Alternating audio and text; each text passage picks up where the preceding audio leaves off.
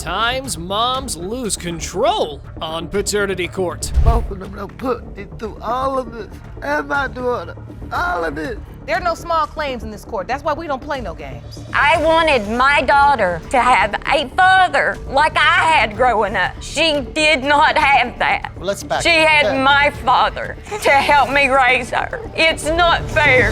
In a courtroom filled with anticipation, the DNA results are finally disclosed by the court. The tension mounts as everyone awaits the truth about the paternity of 22-month-old Nevaeh. The impact of the results on both Mr. Ahmad and Mr. Flowers is evident, and the court acknowledges the complexity of the situation, where legal and biological parenthood diverge. Do you know who Malachi's father is? I'm gonna ask you the same thing I asked Miss Hicks. Those were the only two people I remember sleeping with at the time. Before we go, I have to say, I don't know what it is, but y'all gotta stop having these babies all over the place. I don't know what these men telling y'all. Really? In a riveting twist, Miss Laster reveals the compelling evidence she discovered that might prove Malachi's true paternity. Her discovery of Malachi's speech impediment and a conversation with Travis's ex-lover, Tess, leaves everyone in suspense. Miss Laster's timeline of events raises intriguing questions about the potential father's identity. The reason I can say for sure that it is his, not only did Malachi started stuttering first, so it kind of threw me for a loop because none of my children had speech impediments. I called Tess and I was like, hey, is this normal? Have Travis had these issues in the past? And she was like, yeah, he used to stutter when he was a kid. In a jaw-dropping revelation, Miss Laster drops a bombshell in court, eliminating one potential father from the equation with a shocking 99.9% certainty. The judge and audience are taken aback by the unusual result, sparking a wave of suspense and confusion. We had some things going on for us, court issues with our children, with our two children, and they had to be DNA tested. So I had Malachi DNA tested too, which came out to be 99.9% not his. That's how I know for sure he's not the other guy. The truth surrounding Jagori's paternity remains uncertain, as Miss Laster's revelations raise doubts about her knowledge. With only a narrow 2-week conception window, the stakes are higher than ever. The courtroom is filled with anticipation as they wait to uncover the real father of Jagori and the heart-wrenching reality behind this complex case. The percentage of relatedness between Ms. Dolores Smith and Jagori is 0.00%. You are not related.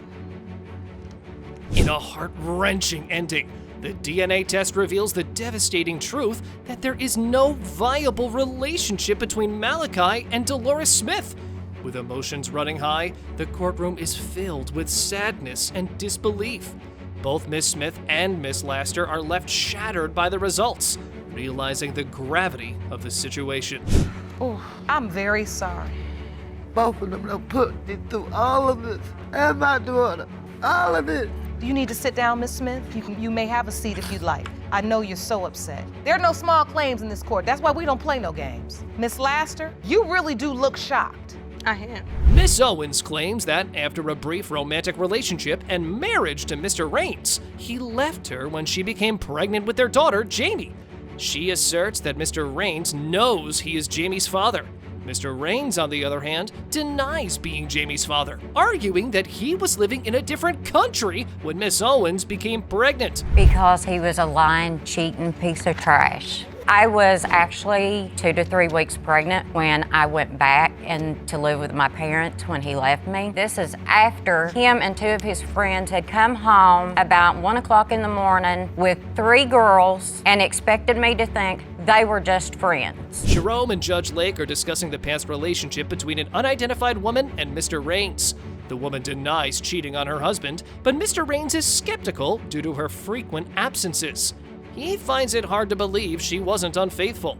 Mr. Raines then brings up the central issue, suggesting that the timeline of their daughter doesn't add up. Were you cheating too? No, ma'am, I sure wasn't. I don't know. What makes you believe she was cheating, Mr. Raines? She went home awful lot. It's just hard to believe for me to believe that she was not cheating. I mean, again, here we are in court today over a child that's 27 years old. Timeline don't add up. Judge Lake is analyzing the timeline presented by both parties.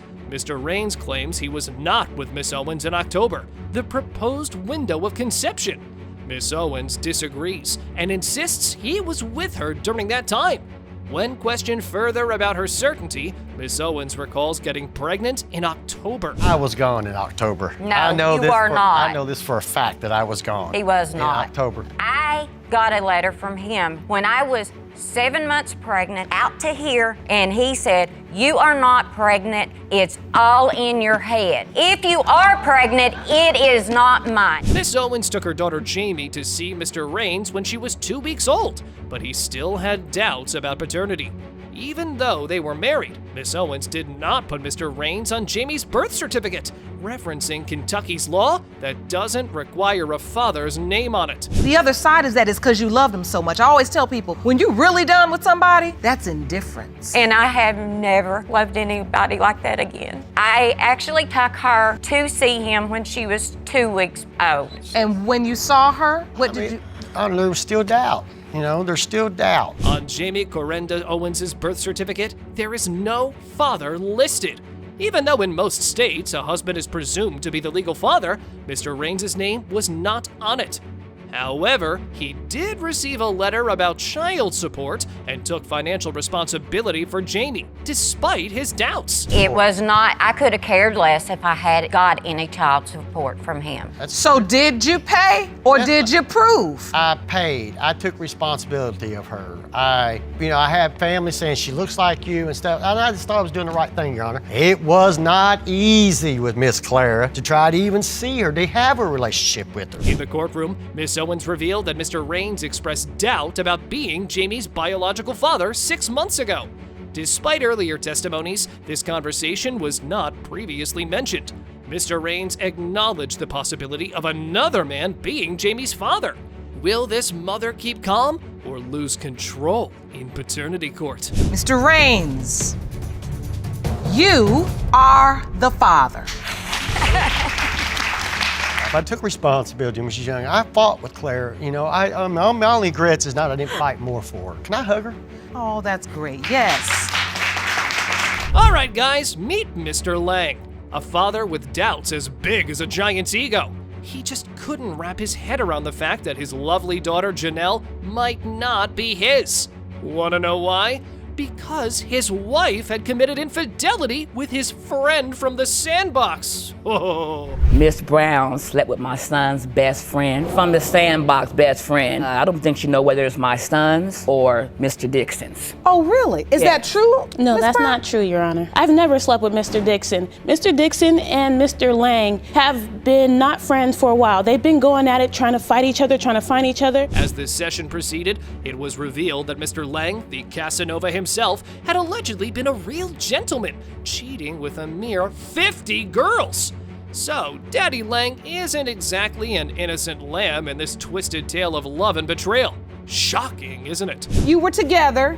He was doing his cheating. Were you sleeping with anybody else? No. As well? And it's none of your Everything business. on there, it's my Why it's business. not? It's none of your business. Are you in the bed with him? Are you in the bed with him? I don't need to Can I Are you say? in the bed with him? I know my son the way you do, little girl. right, all I right. know my son. Do you really? Unlike you know your daughter, but Oh, no. What in the world is happening here? Seems like both the grannies were in a relationship, not the kids. Give me a break. Well, they both didn't care whether they were in a courtroom or their backyard. Just look how the defendant kept on with her truck horn. That thing over there. You know That what? thing over there. No, that thing Every over time there. they got into Ladies, it. ladies, Stop. I want to get this over with. You want to be been respectful in go the ahead. courtroom and set that example for your children. Ultimately, let's be honest, there's a child here. Upon finding the pregnancy news, Mr. Lang was happy. But like they say, there are always dark clouds before the rain. He got a call from Mr. Dixon, aka the Sandbox Buddy. That won't be too happy, sir. The baby ain't yours. Whoa, what a surprise call! I've never slept with him. Me and him was not even cool. When we even seen each other, we wouldn't say nothing to each other. We just look at each other. It was always a group of friends. So why would he do that? They were enemies. He was trying to make Mr. Lang mad. What about when you guys were arguing in the kitchen? This is when you were showing, and there was no doubt she's my grandbaby. No doubt I was happy. However, Mr. Lang initially thought the baby was his due to some physical features, like the baby's hairline, but later had doubts about it. Huh, isn't that a keen observation? Well, the granny has been supportive at that point, but what also shifted her state of mind? I wonder. Now, your mother said she thought she was only there to figure out if the baby looked like them or not. I don't really care about his mother. It's about me and him. In this courtroom, we call it the way we see it. It should be about you two. But I hate to break it to you, baby. You all got a lot going on in your midst. Yeah, According to Miss Brown, the plaintiff's mother has always been involved in disputes on Facebook. And that was something that was believed to be the root cause of the doubts. Not all old people have problems using social media. But how about we ask this to Granny? She's going back 2 years ago, Your Honor. So you did it? Yeah, I did it. Okay, but you just lied to the judge and say you didn't do it. Girl, knock it off. That maybe 2 years ago, when they first got started together, she always thought I was saying things to him against her. But I wasn't. I was always for her. Why are you doing this? Why are you doing this? Why are you talking to her? Aren't you in Chanel? To wrap up this situation and stay focused on the central issue, it's evident that an innocent child has been caught up amid adult conflicts, which is undeniably unfair. However, this is precisely the moment when the paternity court intervenes. All right, Judge Lake, without wasting any more time, how about we read those results? When it comes to 1-year-old baby Janelle, Mr. Lang, You are the father. you are not the father. Are you serious? The DNA doesn't lie. Lisa Williams, with her two sisters, seeks clarity on her paternity due to what they allege as their mother's promiscuous behavior in the past. Their mother, Miss Liddell, admits to her past mistakes, but believes her daughters are still holding grudges. Lisa, as the youngest, feels she has always been an outcast and has been lied to since birth. Why is it so important to get down to the bottom of this today? I was always the outcast of me and my two sisters because, you know, being the baby, I'm the youngest. I felt like ever since I was born, I've been lied to. And you always felt left out from your sisters. Lisa Williams recounts an incident from when she was 17 years old, during which she and her mother had a heated argument. In the heat of the moment, her mother remarked that her father wasn't her biological dad. This comment deeply affected Lisa, as she had always had doubts about her paternity. A man notices my mother, but she does not notice him. He calls out her name. Who are you? He's talking about some, so you don't know who I am. She's talking about some, I don't know. You talking about some, yes you do. She's talking about some, oh, Lisa, they're your daddy. How is you not gonna know this is my daddy when you look at him? But you tell me, that's your daddy. I was never there for them. I'll give them that. I wasn't about nothing. I didn't even love myself, so how could I love them? Lisa's mother introduced a man as her father, confusing her. The mother admitted to her inadequacies, noting she couldn't even love herself. Jamie, Lisa's sister, criticized their mother for placing her in 5 different homes. An intense argument erupted between the daughters and their mother about her parenting efforts. Growing up, that's always been something always eating at me, not knowing who my father was, not knowing who my father was. I feel like at least if she was there, trying to take the place of my father, having a mother at least, maybe it wouldn't have bothered me so much, you know? But I didn't have a mother or a father. Mr. Williams joins the court via video conference to address questions about the paternity of Lisa, Jasmine, and Jamie. When asked if he believes he's their father, he admits he doesn't think so, causing an emotional response from the girls, particularly Jasmine, who challenges his sincerity. Do you believe you are these young girls' biological father? Do you believe that? Deep in my heart, Your Honor, and I hate to say it, and it's hurting me to say it too, but no, I do not. You don't act like it, so it shouldn't be hurting you. He said no. The girls express their deep pain over Mr. Williams' belief that he's not their father. They feel a profound connection to him, as he's the only father they've ever known.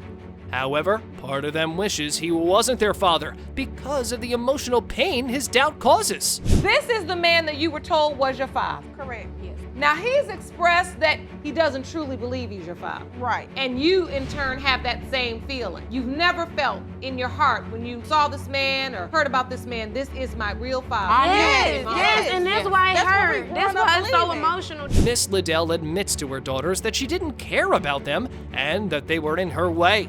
This hurtful admission shocks the daughters, especially when Miss Liddell reveals she once told one of them she should have been aborted. Judge Lake intervenes, noting the toxic nature of Miss Liddell's words. Will the mother lose control this time? Mr. Williams, you are not her father.